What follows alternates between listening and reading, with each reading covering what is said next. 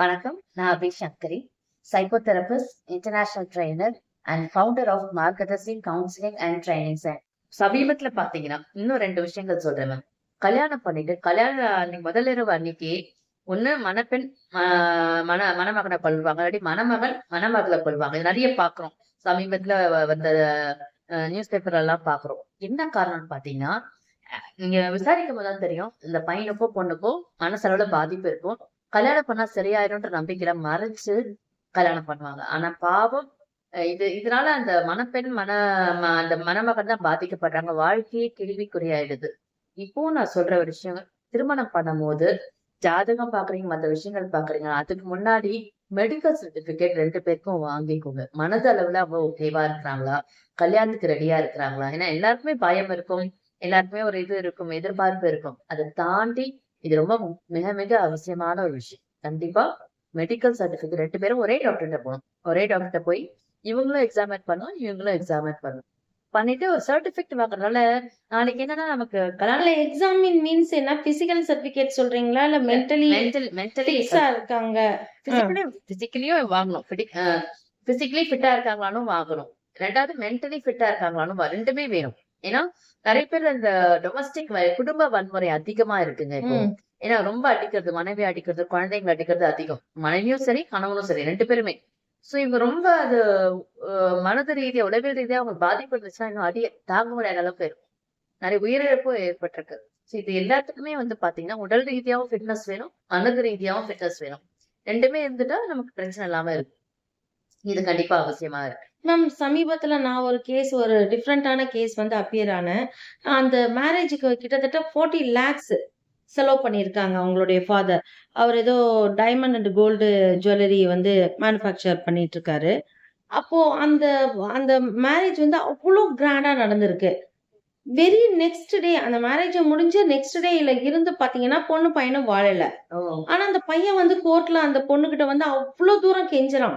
That is நான் அந்த பொண்ணுக்காக அப்பியர் ஆனேன்.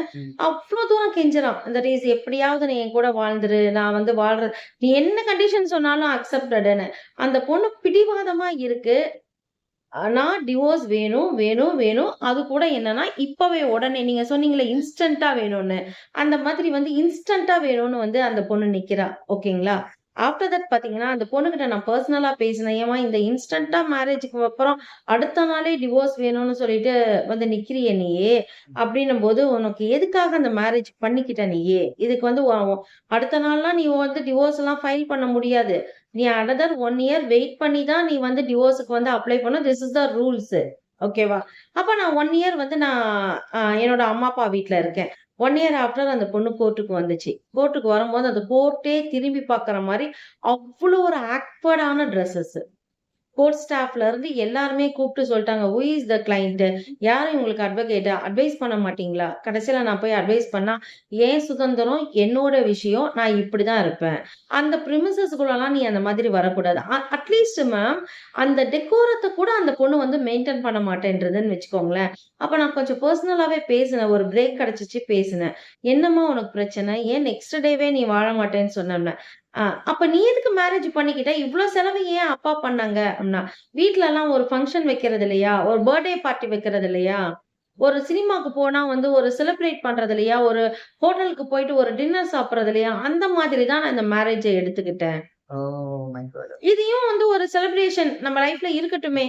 பண்ணி தான் பார்க்கலாமே! செட் ஆகுதா இல்லையான்னு. நான் பண்றதுக்கு முன்னாடியே நான் போய் கன்சிடர் பண்ணேன். அட்வொகேட்ஸ் கிட்ட எல்லார்ட்டயும் கன்சிடர் பண்ணேன். நான் மேரேஜ் பிடிக்கலன்னா டிவோர்ஸ் பண்ணிக்கலான்னு சொல்லி தான் நான் மேரேஜே பண்ணேன் நானு. சோ, ஒரு பொண்ணுக்கும், ஒரு பையனுக்கும் மேம், அந்த மேரேஜ்ன்ற கான்செப்ட்க்குள்ள என்டர் ஆக போகும்போது பார்த்தீங்க அப்டின்னா, அவங்களுக்கான கமிட்மெண்ட்ஸ் அவங்களுக்கு புரிய மாட்டேங்குது. நாம இதுல கமிட் ஆகுறோம். This is also the contract. இது இத்தன வருஷம் நம்ம இழுத்துட்டு போகணும். இந்த கான்ட்ராக்ட்ல நம்ம இதெல்லாம் நம்ம இத மெயின்டெயின் பண்ணி ஆகணும். அப்படின்ற மாதிரியான இந்த ஸ்டேஜஸ்லாம் இருக்கணும். இந்த ஸ்டேஜஸ்லாம் இப்போ ஒரு ஒரு விளையாட்டையே எடுத்துக்கோங்க மேம். இந்த ஸ்டேஜ்க்கு அடுத்தது இன்னொரு ஸ்டேஜ்க்கு அடுத்தது இன்னொரு ஸ்டேஜ். கடைசியில தானே நீ வின்னரா, நான் வின்னரான்னு சொல்லிட்டு எண்ட் ஆஃப் த கேம் முடியுது. அப்போ ஒரு கேம்க்கே இவ்ளோ ரூல்ஸ் அண்ட் ரெகுலேஷன்ஸ் இருக்கும்போது, அந்த மேரேஜ்ன்ற ஒரு கான்செப்ட்க்குள்ள உள்ள போறாங்க. அது மூலமா ஒரு ஜனனம் ஏற்படுது. அப்படின்னும்போது, அந்த கமிட்மெண்ட்ஸையே புரிஞ்சுக்காம போறாங்க. என்னுடைய கருத்து என்ன தெரியுமா மேம்? இந்த மாதிரி வந்து இன்னி ஃபர்தர் காலங்கள்ல பொண்ணோட அப்பா, பொண்ணோட அப்பா, எஸ்பெஷலி பொண்ணோட அம்மா, பொண்ணுடைய பொண்ணு அண்ட் வந்து பையன், பையனோட அப்பா, பையனோட அம்மா. சோ இந்த 6 பெர்சன்ஸ் இருக்காங்க பாத்தீங்களா? இவங்களுக்கு உங்கள மாதிரி ஒரு கவுன்சிலிங் சென்டர்ஸ்ல அவங்களுக்கு என்ன மேரேஜ்னா என்ன? அதுக்குரிய கமிட்மெண்ட்ஸ் என்னன்ற மாதிரி இப்ப நீட்டுக்கெல்லாம் வந்து எக்ஸாம் வைக்கிறாங்க பாத்தீங்களா? ஒரு 5 இயர்ஸ் கோர்ஸ் வந்து படிச்சுட்டு ஒரு டாக்டர் ஆகறதுக்கு இவ்ளோ ப்ரொசீஜர்ஸ் பண்றாங்க. ஆனா ஒருத்தரோட லைஃபே இன்னொருத்தர்கிட்ட ஒப்படைக்கிறாங்கம்போது, அவங்களுக்கான எஜுகேஷன் தேவை அப்படிங்கிறது எனக்கு தெரியுது மேம். நீட் மாதிரி இந்த இதுல வந்து மீட்ன்னு சொல்லிட்டு ஒரு கோர்ஸ் வச்சு, அதுல பாஸ் பண்ணவங்களுக்கு மட்டும் தான் மேரேஜ் வந்து நடக்கணும். ரெஜிஸ்ட்ரேஷன் பண்ண முடியும்ன்ற கவர்மெண்ட் வந்து ஒரு ரூல்ஸ் கொண்டு வந்து, அது மாரி பண்ணுனா மட்டும் தான் மேம் இந்த டிவோர்ஸ்ன்ற டிவோர்ஸ் பண்ணிக்கோ. அது உன்னுடைய தனிப்பட்ட விருப்பம். ஆனா டிவோர்ஸ்ங்கிற பேர்ல நீ எத்தன குழந்தைகள் இந்த நாட்டுல வந்து அனாதையாக்கப்படுறாங்க?